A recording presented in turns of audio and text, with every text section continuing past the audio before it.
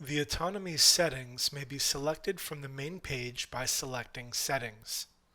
Once open, you can see the always visible side panel containing commands and functions for calling the nurse, stopping inputs, bed comfort, and system volume. The buttons in the app control switch scanning, voice settings, eye gaze, scale, and other software settings.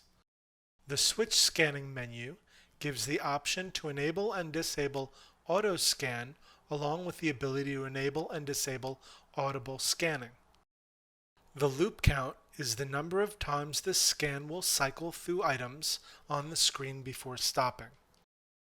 By increasing or decreasing the duration of the scan, the switch scanning may be fine-tuned for the individual's user's needs. For example, we set the loop count to 3 and the duration to 2. The result when we go back to the main menu and select Scan is the left sidebar is selected, then the apps are selected 3 separate times with the menu areas highlighted for 2 seconds each. This gives the user time to make a selection after visually scanning the screen. If the time frame is too short or too long, the settings may be changed appropriately. The audible scanning reads the screen selections to the user. When the left sidebar is highlighted during switch scanning, the computer says Controls. When the app area is selected, the computer says Main Grid. The row numbers will be read when highlighted and the individual's app's name will be read when highlighted. The voice settings are for configuring the voice input. The microphone input is selected by enabling voice access with the button on the left. Once voice access has been enabled, the microphone may be configured. The button on the right opens the Microphone Setup wizard. If eye gaze is required, then the eye gaze setting will be used. The button on the bottom is to enable the eye gaze camera. Once the camera has been enabled, calibration will be necessary.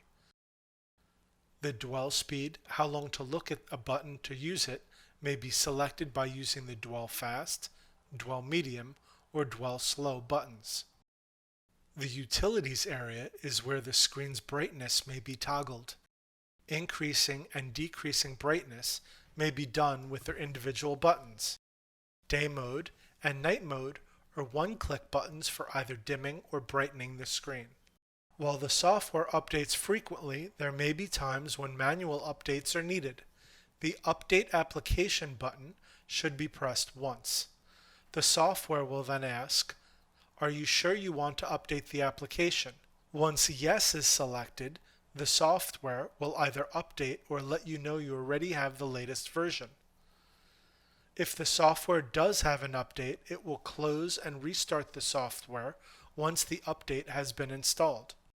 Remote support is for qualified technicians when installing computer-related updates and programs. This is seldom used by an end user. The Delete User button is selected when the same user will no longer be operating the individual unit. A technician or nurse will reset the software for the next user. All personal information will be removed from the software, including telephone numbers, contacts, and messages inputted into the system. The scale area is for setting up the screen for the user.